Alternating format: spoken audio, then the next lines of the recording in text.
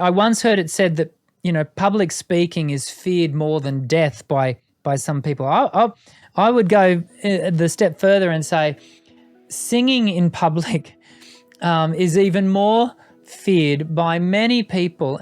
Sound check. Check 1, check 2. Ferrani Dimitri says, I can sing pretty good on my own, but cannot even try with anyone present. It's perplexing because I am very confident in all other areas of public situations.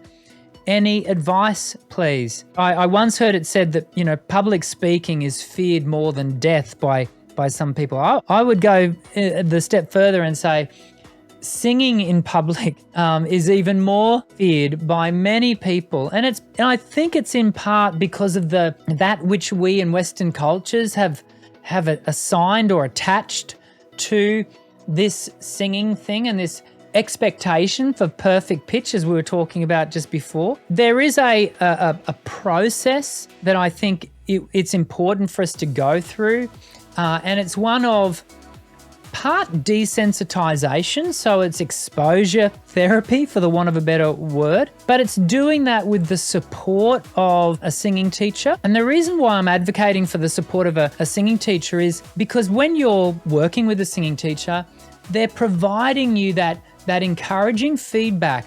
And as you are getting that feedback and the teacher's telling you, how to develop and what to change and what you can do differently, you're gaining that development of expertise and that builds confidence.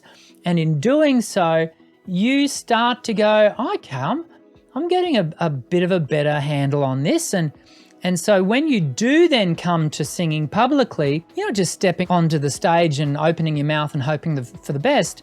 You actually have been equipped with some knowledge that when you do open your mouth to start singing the verse or the chorus, you can have a sense of confidence that you know what the voice is going to give you. I often say to students, we can learn a lot of stuff here in the studio or with my online students. We can learn a lot. We can learn technique, we can learn musicianship, we can talk about performance, but performance is something that you kind of got to do repeatedly to develop it. And even, when students are singing in the studio with me here, that is a form of performance. But I like to think that all of my students know that that's a form of performance that comes with no expectations other than we are, doing the task.